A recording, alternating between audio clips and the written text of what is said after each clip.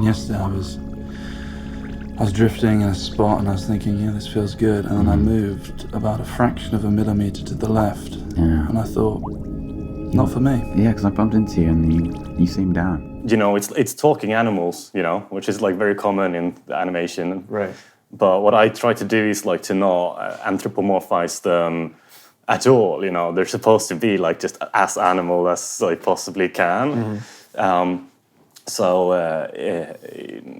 So I made like a conscious choice of them, like if they have eyes, for instance, like I have like some fish larvae as part of it, and they have these eyes, but like they can't like squint or blink or do anything that would make them much more expressive, but it would take away what like the kind of the realism of how they look like, Right.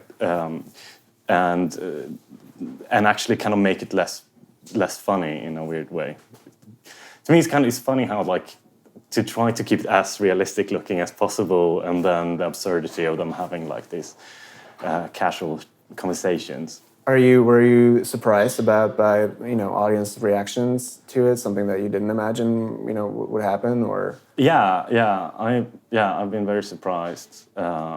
This is like Plankton is like my first short film that I made, and it's like something that I did on my spare time, just for fun, and I imagined more that maybe it's something I can put up online for my friends to check out or something. It's quite bizarre, like being here and watching it on a big screen and these sort of things. It's really cool, and that it's been shown around the world. Right. So that was just my goal. I just wanted to make a movie. I just wanted to make a short film because it seemed fun, Will you, for future projects, think about it differently? Will the process be now different, or will you go into it the same way? It's just going to be maybe on a bigger scale, or it'll have different little limits or parameters. Yeah, I guess we'll see. Like in future projects, if I'm like how informed I am by this, I hope that I can kind of still maintain the feeling of that I'm doing it for myself, even like knowing that it's going to be even that like now I have the knowledge of that it could end up in like at a cinema screening in Germany or whatnot. You're very much accomplished, on the commercial side as well. Can you see yourself?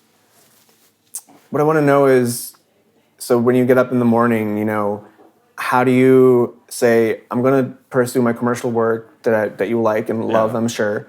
How do you balance it out between saying, I need to do this also because I need to make a living, but actually I just want to work on this passion project now, Yeah. And would you sacrifice big chunks of the other side, in order to pursue, let's say, that vision, that dream that may not come to fruition or maybe not be shown anywhere? Yeah, I had to when I did Plankton, like that's, as I said, I did it in my spare time and stuff, and it started to take such a long time.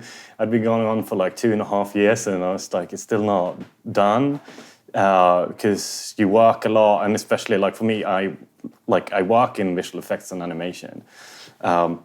So it's hard to find kind of like the strength of like doing that the whole week, and then on the weekend you're like opening up the same programs. And so what I ended up doing in the end was that I saved up a bit of money, and then I just decided to kind of like treat it as a job. So I like literally put down in the calendar, like booked myself. I was like, this month I'm booked for Plankton, and if someone would call me and ask like, hey, could you pop in and help us out with this thing, I would just say, no, I'm booked on another job. But that's the only way I managed to do it. Then it's like that mindset of like... I think more people should take note of that. I mean, that's important, I think. I mean, many people get lost kind of in the I'll help there, I'll help that, and then your own stuff is not a priority anymore, Yeah, it's very easy to get lost in it. I think another another thing I would recommend is like involving a lot of people, because then you kind of feel that that you owe it to them to finish it. Okay. You know?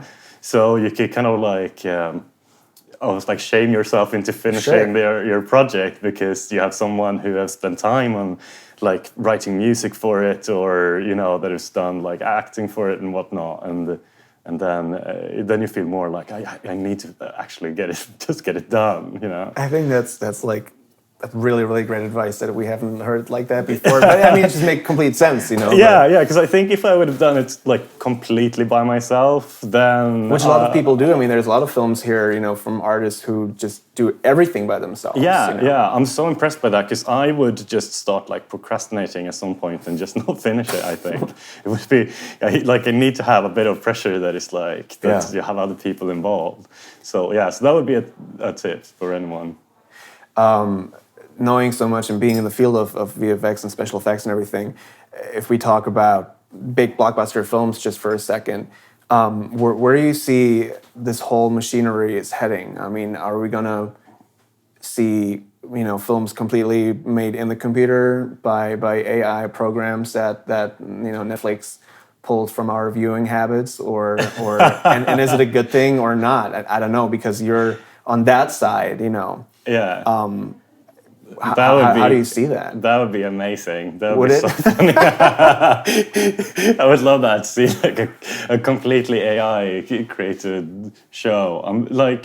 I mean, you already have, I think, you know, live action series and films basically mostly written by people, but based on data, you know. And then watching habits. Yeah, that's true. Yeah, that's true. It's a lot happening. It's very in the visual effects. Well, I think it's interesting now with like the new Lion King movie coming out, for instance, and no one really, like, they can't really decide if it's like, they call it like a live action film, but it's, you know, but it's a cartoon, and really, like, it's everything is animated. Right. So, but it just looks so real that it's starting to get like more difficult to say what the difference really is. Right. You know, I'm like a big fan of CGI. It's something that I really am passionate about as like an art form. And sadly, it's so like technical and like nerdy, frankly. So it's like scares some people away. That I think if some artists would have, like, if they pursued through that and learn how to use that tool, then it's like the most powerful, like, creative tool there is in the world. Like, it's just so awesome what you can do with it. So I wish like more people sat down and got into CGI. Well, maybe that's maybe that's the problem, that people, it was a tool for most of the time, just like elevate scenes or whatever, or effects that weren't able to, you know, being done the regular way. But now it's almost like, just let's do everything, you know, no matter the quality, no matter the story, you know. So almost like some of the times the story kind of goes missing now, you know. Yeah, and I think also... I'm talking like the big films that are out in the cinemas, you know. Yeah. It's being... I think there's like a certain kind of fatigue for CGI kind of coming up now. And you can notice that in like the new Star Wars movies, that they want to have like much more realistic effects. That they're like using more puppetry and stuff, which I think is good. Absolutely. Yeah, I think like there is an oversaturation. Even though I love CGI, I think you have to like use it like wisely, and that's like in my film, for instance, like all. Like the characters are animated, but like their environment is real.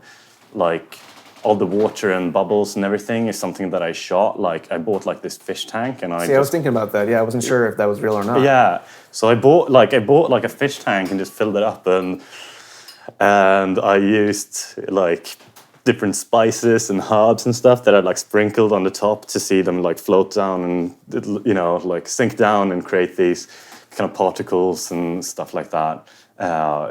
Because even though I know, like, I know how to do particle simulations and these sort of things, but there's just got like a certain kind of like randomness to the real deal that you can't really replicate, I think. Or at least there's no point in it. It's like, I think you should do like as much, if you can like do it for real, then it's better, like really. And only use CGI really where you need to. Like if you want to do realism, that's I think it should be the approach. Yeah, we couldn't agree more. Would you be ever interested in doing a completely live action and a real live action film? You know, because you were a storyteller and then you like to direct, even though it was just voice actors for now. Yeah. I don't think so, not now at least. I'm so much in love with animation,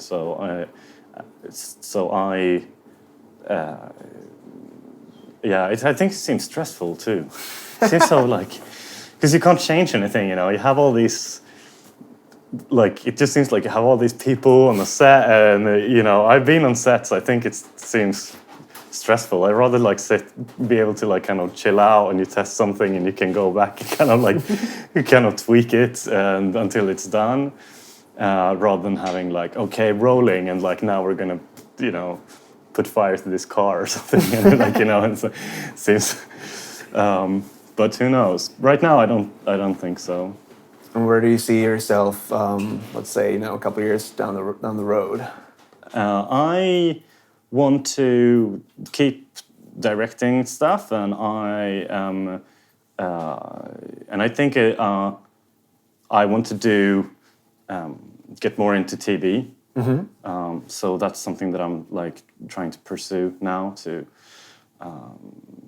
I think in animation right now for TV is like really interesting. There's like so many cool and interesting shows like Rick and Morty and BoJack Horseman, and you know. Yeah, they're great. Yeah, like Archer, and you know, we have like so many really, really cool and like really funny shows, and that's, I'm kind of like gravitating towards that. Yeah. Well, hopefully we'll see something soon. Yeah, I hope so. Thank you so much for sitting down. Mate, it was my pleasure.